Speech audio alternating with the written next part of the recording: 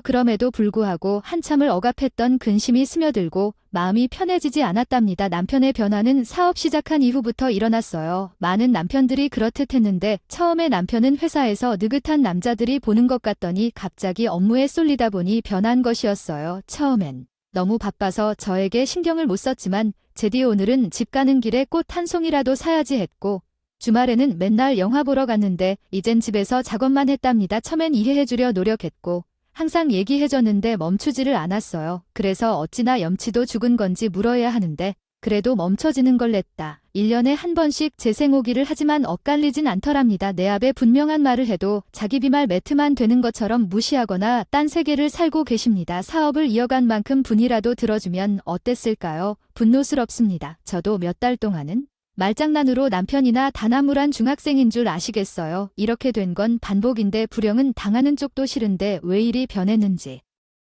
제게는 이유가 있을 것이고 사내 말뿐인가요 하도 다칠 생각하는지 이젠 이 방도 바람직한 선택이 됐습니다. 왠지는 몰라 그것도 합리적이지 않은 선택이 됐답니다. 부디 제노란 말 한마디에도 사실 거짓말 걷어재라고 조차 말을 하는 걸 볼 수 있기를 바라겠습니다. 필요 없었어요. 그래서 남편에게 감사하는 마음으로 제 본분을 충실히 이행하는 아내로 살아왔어요. 게다가 그는 사업하는 사람답게 술이나 담배를 안 피웠죠. 유흥이나 밤을 새우는 것도 전혀 하지 않았어요. 그래서 남편이 술에 취해 오거나 늦게 들어와서 내 마음을 상하게 하는 일은 평생 한 번도 없었어요. 이렇게 완벽한 남편과 함께 살고 있어서 나는 정말 큰 행운아라고 생각했고 물론 딸도 훌륭한 아빠를 갖게 된 것을 매우 자랑스러워했어요. 그는 딸에게 너무나 아끼고 사랑하는 아버지였어요. 날씨가 비가 오면 회사에서 달려나와 우산을 펴주고 딸을 기다려 감동을 줬고 학교 운동회 때는 학부모 경주에서 1등을 차지하며 딸의 사랑을 받기도 했죠. 여보, 내가 세상에서 제일 좋다고 했다던 우리 려원이가 오늘 일기장에는 전부 아빠 이야기로 가득 차 있더라고. 당연히 그렇지.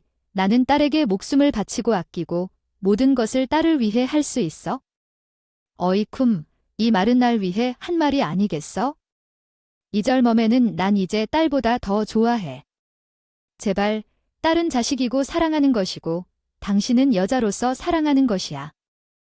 그렇군요. 아주 훌륭한 아빠이자 남편인 모습을 보여주셨군요. 감사합니다, 여보. 오랜만에 분위기를 조금이나마 살려볼까요? 이쪽으로 와봐요. 아니야, 영원히가 듣겠다고 하지 마세요. 제 남편과 함께 부모로서 사랑받는 삶을 즐겁게 지냈어요. 걱정이나 근심 없이 3년의 세월을 함께 보냈더니 딸이 중학교에 입학했습니다. 꼬마 애였던 딸이 교복을 입자 새로운 감정이 들었고 제 나이가 들었다는 사실도 느꼈습니다. 딸은 공부도 잘하지만 노래를 좋아하고 잘 부르기도 해서 나중에는 훌륭한 가수가 될 것이라고 자주 말했어요. 한편 남편의 회사는 여전히 잘 운영되고 성실함도 변함없었습니다. 그러나 예상대로 항상 행복할 것이라는 제 예상은 어느새 무너졌어요. 믿었던 남편이 다른 여자와 바람을 피웠다고 합니다. 왜 당신의 카톡 대화 상자에 우리 얘기라고 저장된 다른 여자가 누군지 말해주세요. 맞아요. 제가 말하라는 것은 당신이 바람을 피우고 있다는 사실입니다. 미안해요. 왜 이러지 않았는지 몰라요. 그 여자에게 빠져버렸고 마치 머리가 고장난 것처럼 느껴져요. 당신에게 할 말이 입이 10개라도 부족해. 어떻게 해야 할까요? 당신이 내게 그럴 수 있는 것 같아 나와 이혼할지도 모를 것을 생각해보지 않았어 아니면 벌써 이혼 결심을 했고 바람 피운 여자에게 가기로 계획했어. 무슨 소린지 이해할 수 없어. 절대 아니야. 그 여자는 일시적인 것뿐이야. 여러 차례 마음을 닫으려고 노력했다고 하지만 마음대로 되지 않아. 올해까지 만났어. 이런 일을 뜻있는 사람들은 알아요. 이 여자랑 얼마나 만났어. 남편은 상대방과 4개월 동안 바람 피웠다고 솔직하게 말했고 처음이라고 해서 용서해줄 것을 빌었어요. 하지만 쉽게 용서하기 어렵다고 생각돼 어떻게 해야 할지 결정을 내리게 됐어요. 내 딸 여원이가 널 실망하면 사춘기 때 문제가 생길 수 있을 것 같았어. 그래서 이번 한 번은 용서할게. 진짜로 여보 고마워. 네가 실수하지 않길 바라. 내가 용서하는 조건으로 집 이름을 내 이름으로 바꿔줘. 알았어. 같이 살면서 가장 중요한 게 뭐든 변하지 않을 거야. 내일부터 집 이름을 바꿔줄게. 그리고 외출할 때는 반드시 내게 허락받고 카드를 부탁해. 한편 남편의 회사는 여전히 잘 운영되고 성실함도 변함없었습니다. 그러나 예상대로 항상 행복할 것이라는 제 예상은 어느새 무너졌어요. 믿었던 남편이 다른 여자와 바람을 피웠다고 합니다. 왜 당신의 카톡 대화 상자에 우리 애기라고 저장된 다른 여자가 누군지 말해주세요. 맞아요. 제가 말하라는 것은 당신이 바람을 피우고 있다는 사실입니다. 미안해요. 왜 이러지 않았는지 몰라요. 그 여자에게 빠져버렸고 마치 머리가 고장난 것처럼 느껴져요. 당신에게 할 말이 입이 10개라도 부족해. 어떻게 해야 할까요? 내 연인과의 관계에서 자주 통화 내역과 재학 상태를 확인하고 매달 이에 대해 이야기를 나누곤 했습니다. 그동안 제가 너무 자책했었어요. 너무 앞서 나아간 부분이 많았죠. 내가 밀고 당신이 빼달라 그랬는데 이제 그렇게 할 테니 이해해줘. 그런 까닭에 각자의 공간에서 잠들기로 했어요. 만약 테이프가 물어보면 당신 코골이 때문에 나와서 자는 걸 봤다고 알려줘요. 한동안의 유예를 두고 있을 뿐 향후 계속 이렇게 할 생각은 없어요. 그냥 내가 죽은 듯 내가 살아있다고 생각하고 조용히 살게. 내 숨집을 찾지는 않을게. 이야기하지 않게 할게. 관건을 생각했어. 그리고는 외도 문제로 우리 부부 사이가 방어들을 한동안 이야기하지 않는 상태였어. 그렇지만 이 한 달 만에 다시 같은 방에서 함께 있다. 딸아이가 우리 싸움을 멈춰달라고 짜증을 냈고 그 까닭으로 내가 조절을 하고 사람을 부른 게 나의 시기예요. 그땐 남편과 말을 한다 했어. 솔직히 반성해요. 상처뿐만이 아니라 사심까지 열고 추후 모든 것을 오색해야만 해요. 그는 다시 웅대한 시절을 지내보고 싶다고 했어. 매일 꽃을 사들고 정성스런 선물로 내 마음을 풀었어. 그래서 우린 다시 병신 부부로 돌아와 행복한 새로운 시작을 했어. 그래, 이제는 다시 잘 지내니까 아주 행복한 것 같아. 요즘 당신의 얼굴이 정말로 부재한 것 같아. 가장 원했던 걸 보려 해서 회사에서 뛰쳐나가고 싶다면 서퍼가 움켜쥐는 자세라 입맛에 침을 바르고 말한다. 그래, 난 널 아직 100% 용서하지 않았어. 알았지? 내가 매일 사과할게. 오늘 밤 우리 같이 뜨거워질까? 그런 땜질이 된 거인지 금이 갔던 부부관계는 더 단단하게 견고했다. 남편은 내가 원하는 대로 집과 회사만 왔다 갔다 하며 개인적으로 외출하지 않았다. 그런데 예상하지 못한 일이 벌어졌다. 시어머니는 도시에서 사는 것이 소원이라며 남편에게 집을 구하도록 했고, 그래서 이사를 오셨다. 우리 집과 100m 거리의 주택이에요. 지금까지 시댁이 멀어서 갈등이 없었는데 이제는 거의 매일 부딪히게 되었다. 아들아, 내가 입은 옷 명품이 아니냐? 내 아들이 벌어온 돈으로 사치 부리는 거야? 아니요, 할머니. 이건 세일 때 그이가 선물로 산 거예요. 그렇게 비싼 거 아니에요? 하지만 이렇게 비싼 거 받아도 되냐? 내가 집안 살림을 제대로 안 하는 게 보여? 한 번도 명품 사준 적 없는 내 아들에게는 돈을 쏟아붓고 있는 것 같아 오늘 한 가족의 이야기였다. 디자인만 봐도 어떤 곳에서 가져왔다고 바로 말이 나오네요. 어쨌거나 남편 덕분에 편안하게 살고 있다고 생각했던 찰나에 예기치 못한 시모살이가 시작되었어요. 결혼한 지 15년이 지났는데 생각치 못한 시머니살이가 시작되었어요. 살림법이 마음에 들지 않아서 반이 무슨 음식이냐며 우리 아들이 피땀 흘려 벌어온 돈으로 비싼 음식을 산다며 등등 괴로운 잔소리를 들었어요. 그리고 시어머니 옆엔 항상 시녀가 따라다녔는데 엉겁결에 시어머니의 말을 따라하며 고개를 끄덕였어요. 한 달 생활비를 얼마나 받느냐고 물어봤다는데 남편에게 말을 걸어 편안하게 사시는 것 같다며. 물론 그런 말들은 다 마음에 안 들었지만 심신을 다스리며 받아들였어요. 그런데 시어머니가 나를 향해 성을 냈어요. 암탉이 온다면 집안이 망한다는 것을 모르는구나. 내 딸이 틀린 말을 한 것도 아닌데 왜 성을 내는 거야 하며. 순이의 어머니는 이사 후 편안한 삶을 위해 아들에게 돈을 아껴 모으고 낭비하지 말라고 충고한다. 어머니는 그런데도 자신의 늙은 시모와 시누이로 인해 불평이 많았고 남편 또한 이에 대한 불만을 털어놓았다. 어머니는 어머님의 지시에 따를 것을 강요당하는 부당함을 느끼지만 남편이 과거를 따지며 자신을 달래며 자세히 이야기한다. 화가 난 어머니는 감정을 억누르고 참아내겠다고 결심한다. 남편은 무슨 일이 있으면 사과만 하며 이해해달라고 요청했습니다. 시모와 시누이는 계속해서 기강을 잡으려고 잔소리를 하며 짜증을 주었어요.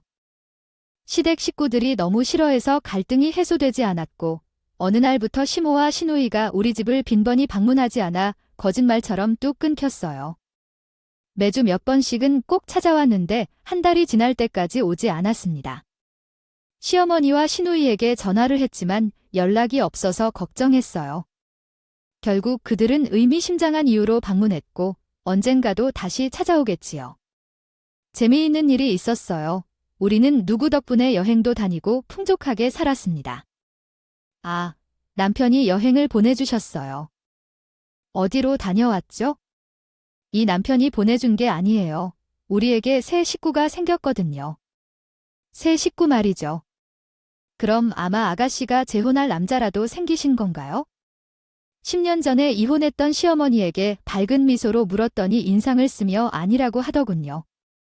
두 사람은 무슨 비밀이 있는 건지 제 눈을 피하기만 하다가 남편이 들어오자 목청을 세웠어요. 이제 남편이 왔으니 말을 꺼내야겠죠. 어떤 큰일이 생긴 건가요? 아, 그게 엄마가 말씀하실 거예요. 이윽고 시어머니가 입을 열었는데 충격적인 통보를 시작했답니다. 너 애비랑 그만 이혼해라. 15년 가까이 호강하고 살았으면 이제 그만 칼을 서면서 살아도 될 때가 된 것 같다네. 이렇게 이혼을 하라는 거예요. 어머님, 아무리 제가 마음에 들지 않아도 그렇다면 어떻게 이혼하라는 말을 할 수 있나요? 여보, 왜 가만히 있어? 내 아들한테 큰 소리 치지 말고 내가 하라는 대로 해. 아니, 다짜고짜 이혼하라는 게 말이 안 되잖아요. 저랑 어머님 아들은 평화롭게 잘 지내고 있어요. 그 사람이 나를 얼마나 사랑하는지 아십니까? 나를 사랑한다고 잔소리하는 게 없어. 왜 우리가 지금까지 왜 이 집에 오지 않았는지 알아? 사별 부인들이랑 시간을 보내느라 바빴어서 오지 못했어. 3번째 부인이 뭐라고? 어이쿠, 답답해. 입이 허공이야.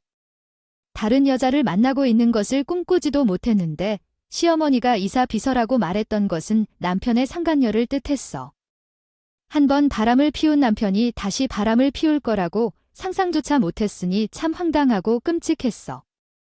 당신 바람을 피웠어. 미안해. 여보, 우리 이혼하자. 지난번 바람 피울 때는 이혼 안 당하려고 모해했지만 이제는 직접 외도 현황을 밝히고 이혼도 요구하고 있어? 농담이야. 넌 날 왜 이렇게 좋아하는 거야? 몇 번 말해야 믿냐고?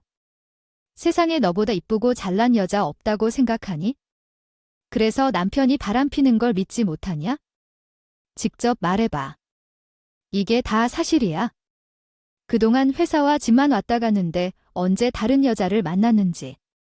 그러자 그 사람은 회사를 출근해도 회사 시간만 보내지 않는다고 했고 재미없어서 동호회에 가더니 거기서 만난 여자와 3달 이상 바람을 피웠다고 고백했어. 나는 믿었던 도끼의 발등을 2번이나.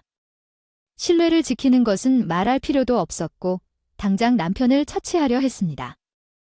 당신 1등과 바람 피웠던지 얼마나 된 것 같아 또 바람 피우며 늦게 배운 도둑질이 무섭다더니 노화해서 또 바람 피우며 오늘 너와 나 둘 다 죽자고 했습니다. 사랑하는 그 여자를 진심으로 없이한 후 재시작하고 싶어 말이야. 그러니 나와 이혼해줘. 남편 멱살을 잡고 따귀를 민희령이다. 다시 말해봐. 나랑 이혼하고 상간녀랑 사는 것이다. 엄마와 동생도 이미 새 식구로 인정되고 받아들였어. 당신과 나만 정리하면 되니까. 다시 한번 따귀를 맞았지만 남편은 이미 상간녀에게 팔린 상태였습니다. 이것이 얼마나 큰 일인 줄 알아. 상류층이라는 것은 최고의 부자란 뜻이야. 그래서 이혼하라는 말이야? 남편이 바람을 피웠으면 당연히 이혼해야 하는 거 아닐까? 젊은 아가씨가 바람 피우고 이혼했다는 이야기를 듣고 이렇게 쉽게 이야기하지 마세요. 아빠와 오빠가 화내며 남편은 이혼 서류를 꺼내며 말했습니다. 엄마야, 이제 그만두세요. 그 사람의 말에 귀를 기울이지 말고 우리가 해야 할 일을 하고 이혼 서류에 도장을 찍고 헤어지자고요. 위자료는 서운해하지 않게 충분한 5억을 주겠다고 했습니다. 내가 누구 좋아서 이혼했는데 50억을 가져온다고 해도 이혼하지 않겠어요. 영원한 바람난이라는 오명을 감내하며 살아봐라고요. 아빠가 이렇게 말하자 내 마음은 변하지 않아. 진심으로 그 여자를 사랑했다고 말해주며 부탁했습니다. 아이들이 생각났습니다. 려원이에 대해 부끄러움이 없는가요? 그 아이를 생각한 적이 없는가요? 전혀 그런 마음이 없다고 대답했습니다. 려원이도 자란 만큼 컸고 이해할 만한 나이라고 생각합니다. 정말로 불능해진 거네요. 진짜로 상간녀에게 홀려들어 버렸습니다. 어떻게 해야 할까요? 결코 이혼하지 않습니다. 려원이에게 그 사람이 바람난 쓰레기라고 말해주기로 했습니다. 평생 원망하게 만들 거야. 남편과 시댁 식구들에게 오만정이 떨어졌지만 이혼은 쉽게 해주고 싶지 않아 끝까지 거절했습니다. 그러자 세 사람은 자리에서 일어나 다음에 다시 이야기하자고 하더군요. 저와 이혼을 하지 못하면 소송이라도 하겠다는 말을 남기고 떠났죠. 폭풍우가 지나간 것처럼 온몸이 사시나무처럼 떨리고 숨이 막혀서 쓰러질 것 같았습니다. 잠시 후 학교에서 돌아온 딸이 저를 보며 무슨 일이냐고 물었어요. 엄마 왜 그래? 어디 아픈 거야? 유원아, 엄마 어떡하니? 아니, 너 어떡하니? 왜 무슨 일인데 그래? 저는 눈물을 흘리며 조금 전 있었던 상황을 딸에게 모두 알려줬습니다. 부모로서 이런 이야기를 전한다는 게 무척이나 부끄러웠지만 당장 기댈 곳은 딸아이밖에 없어서 숨김없이 털어놨어요. 그러자 딸아이는 얼굴이 새빨개지면서 실행욕을 하고 남편을 가만두지 않겠다고 말했습니다. 다들 내 눈에 띄면 손톱으로 얼굴을 핥휘버릴 거야. 나쁜 사람들. 할머니랑 고모네는 원래 그런 인간들이라 쳐도. 아빠가 이럴 줄은 몰랐어. 지난번 바람 피웠을 때부터 미웠는데 또 그랬다니까 가증스러워.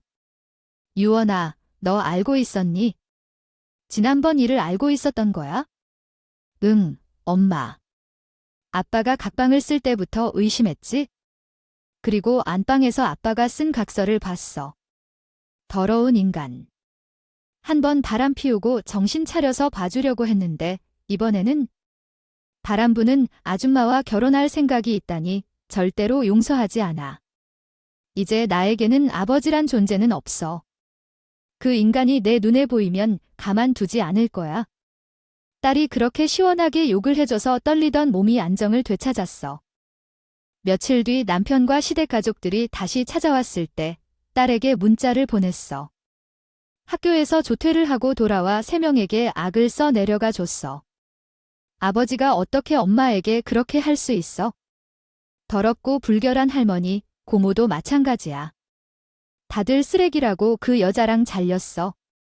남편도 똑같이 대들고 막말해. 그 여자, 아버지가 이혼하면 널 보지 말라고 했어. 시어머니는 손자로 인정해주지 않아서 한 번도 내게 좋아하는 적이 없다고 했어. 그 정도는 예상치 못했어. 시누이는 역시 똑같은 말했고 남편은 미안하다고 사과했어.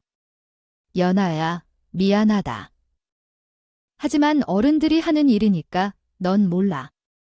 더러운 것을 못하게 말해줘야 해. 그런 식으로 집을 뒤집어 놓고 남편은 이혼 이야기를 못 꺼내고 나중에 따로 밖에서 만날래.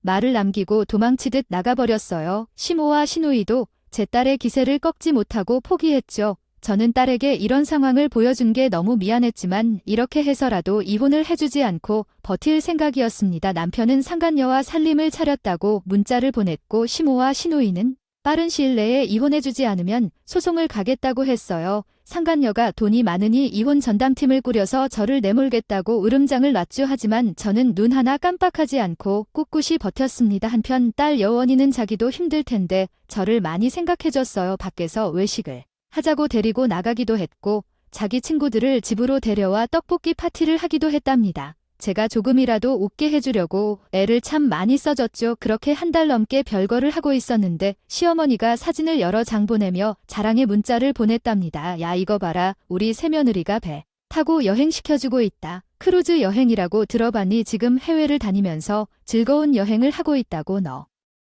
같은 건 우리한테 이런 거 절대 못 해주지. 그래서 어쩌라고요? 어쩌긴 멀었지. 주제 파악하고 내 아들한테 그만 떨어져 이혼하고 꺼지란 말이야. 너랑 같은 건. 하지만 어른들이 하는 일이니까 넌 몰라. 더러운 것을 못하게 말해줘야 해. 그런 식으로 집을 뒤집어 놓고 남편은 이혼 이야기를 못 꺼내고 나중에 따로 밖에서 만날래. 딸과 함께 살아야 한다. 나는 사진을 확대해서 보았다. 거대한 배에 타고 가족 사진을 찍었는데 너무 기분이 좋아서 말이 나오지 않았다. 어머니와 며느리, 남편은 표정이 밝고 옆에 있는 여자도 활짝 웃고 있었다. 그러나 그 여자의 얼굴이 익숙해 보여서 사진을 더 확대해봤다. 그리고 나는 웃음을 참지 못하고 크게 웃었다. 웃다 숨이 막혀 죽을 뻔했다. 웃다가 멈춘 뒤에 남편에게 전화를 걸었지만 받은 사람은 시어머니였다. 남편은 겁쟁이라서 나에게 사진을 보여준 후 어떤 느낌이 드는지 물었다. 그래서 전화한 거야? 어머님, 여자가 새며느리 같아요. 아주 예쁘고 착해 보이는 거예요. 아들하고 잘 어울리는 것 같아요. 이러면서 상황이 엉망이 되기 전에 나는 이혼을 하지 않는 것이 어리석은 일이라 생각했다. 난 아직 얼마가 필요한지 얘기 안 해줬는데 그 여자가 얼마나 필요한지 물어봤어. 10억이요. 15년이나 사귀었으니 절반은 받아야겠죠. 너무 욕심이 많다고 하는 거에 화가 났지만 그게 돈 받을 만한 이유라 생각했다. 10억을 줄 순 없어. 새며느리가 100억을 가지고 있는데 그 정도 돈을 줄 순 없겠냐. 결국 받아들여야 할 것 같아 달라고 했다. 왜 누나는 지금 위자료 받았다고 했다가 만약 5시간 후에 다시 합의를 하겠다고 하니 시댁이 걱정스럽다. 어디서 15억을 받아놓은 청혼병으로 사교육 마약 털어서 주는 존재에게 더한 5억을 주겠다는 것인지. 지금까지 10시간씩 코칭해줬어도 부족할 게 뭐가 있을까? 나는 봉이를 두루지나 이 흥분을 가라잡는다. 나는 쾌재하고 둘 사이에 태풍이나 대지진이 느껴지게 하겠다. CP 피저네리 클래스 정말 커다란 분밀이 당황했던 것 같다. 결국 다음날 나는 조수력 각인으로 넘어가지 않으려고 했다. 지금 이 시간에 아들이 한날엔 내게 전화를 걸어 온 것 같다. 지금 아들이 그러고 있을 확인하러 가 고 반환을 기다리다. 그 순간에 15억 주겠다 이며 내게 전화를 끊었다. 그녀에게 아들에 대한 이미지를 본우가 되었고 그것은 이가 많이 생각난다. 왜 벌기가 고등학생 새들도 문슬만 될까요? 그리고 상행귀는 DY육에서 이상한 단체에 있는 동안 격려받았어요. 기다리다가 ARM 양별한다. 그 전에 물어보다가요. 페이지 꺼칠장 등 독이 진 것으로 반을 보내라고 이설을 하다지. 그래서 정식 사진을 보내준 그 F71하게 남아. 각이게 이르다. 어떤 사람이 이상하게 생각한다 라고 임팽할게요. 얼마 후 남편과 조용히 만나 법정에 가 이혼 절차에 들어갔고 위자료 150억을 받고 헤어졌습니다. 우리는 법정 앞에서 마지막으로 대화를 나눴어요. 여보, 미안해. 그래도 위자료 많이 받았으니까 그 돈으로 여원이랑 행복하게 살아.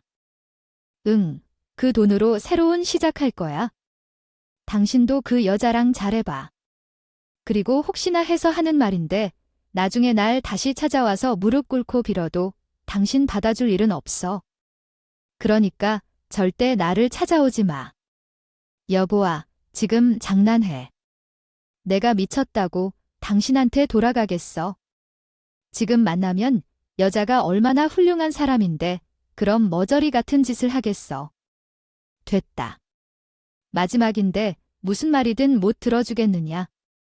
그럼 잘 가고 다시는 보지 말자. 그렇게 우리는 서로에게 작별 인사를 나누고 각자의 길을 가며 떠났습니다.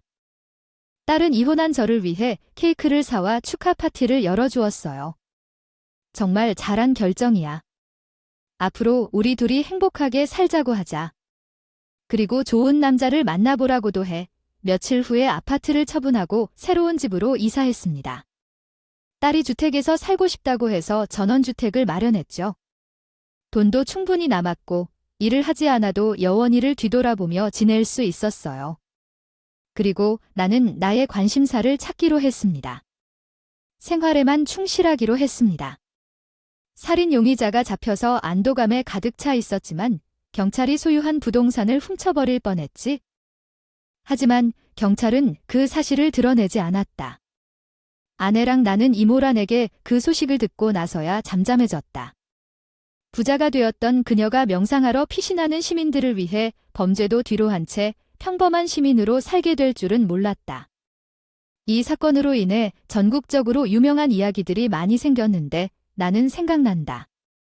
그녀가 훔친 건 얼마나 많았을까? 그런 생각이 가슴을 따뜻하게 했다. 그렇지만 지금 이 순간 우리는 평온한 일상을 되찾은 듯 했다. 지금 이 순간 우리는 오롯한 평화에 푹 빠져지게 된 것이다. 이 사건이 있다면 오늘 우리는 저녁에 신촌 어딘가에서 장어구이를 먹으려고 했지? 함께 걸으면서 이야기를 나누고 미래에 대한 계획을 세울 거야. 지금 이 순간만큼은 우리는 평온한 하루를 보낼 것이다. 하지만 내 돈을 찾지 못해 도박에 날린 것 같다고 하는데 내 생각에는 어디에 숨겨놓았을 것 같아. 아, 그렇구나. 그런데 여기 왜 왔어? 그게 말이야, 남편, 내가 잘못했어. 사기꾼에 홀려서 당신에게 나쁜 짓을 했어. 우리 다시 시작하자는 전 남편의 말이 끝나자 시모시노이가 말을 덧붙였어. 에미야, 여왕이 너를 얼마나 그리워했는지 알아? 너무 보고 싶어서 잠도 못 이루었어. 우리가 사기꾼에 속아 사기당한 거니까 이해해줘. 다시 받아들여줘. 언니, 사기꾼에 걸리면 원래 정신을 못 차린다고 하잖아요. 우리가 그때 정신이 아니라서 함부로 한 거예요. 이제 정신 차렸으니까 함께 살자. 이 모습은 예상한 일이라 놀랍지 않았어. 웃음을 참을 수 없어서 호탕하게 웃어버렸어. 이 멍청한 녀석들. 나도 그 녀석이 사기꾼이었음을 알고 있었어. 엄마가 보내준 사진만 봐도 알아봤어. 그 얼굴 보니까 이혼하고 싶었어. 세 사람에게 제대로 복수하려고 이혼한 거야? 그런데 전 재산을 털렸다니 웃기네. 사업하는 놈이 등심처럼 전 재산을 털었다니 웃기네. 어째서든 당신들을 싼 사람들이라도 거지가 된다면 내 속에서 매우 시원하다. 그거야, 너가 알고도 모르는 척을 하고 있었던 거야? 갑자기 태도를 바꿔 순순히 이혼해준 이유는 그 여자가 사기꾼이라고 알아서였기 때문이었다네. 너야, 우리 인생을 말아먹었구나. 가만 안 둬. 시어머니가 제 얼굴을 때리려고 할 때 언제 나왔는지 모를 뻔한 놈이 시모의 손목을 붙잡았다. 시누이 역시 분노하며 뛰어들었지만 우리 어머니가 모이게 되어서 쫓아냈어. 그런데 그 순간에 전 남편이 제 앞에 무릎을 꿇었지. 사람들이 많이 지나다니고 있었지만 아무렇지 않았어. 거봐, 내가 법원 앞에서 말한 대로야? 너가 내게 와서 무릎을 꿇고 용서를 빌 거로 생각했었는가? 너는 모든 것을 알고 있었잖아. 어떤 이유든 간에 나는 일어난 일에 대해 너를 탓하지 않을 거야. 다만 내 사과를 받아주고 나를 남편으로 받아줘. 또한 려원을 아빠로 남겨줘. 내가 미쳤어?